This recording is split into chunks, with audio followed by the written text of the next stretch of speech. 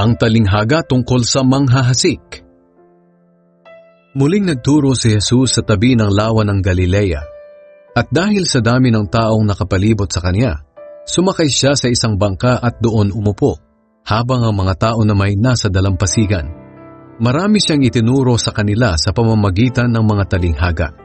Sinabi niya, "Makinig kayo, may isang magsasakang naghasik ng binhi.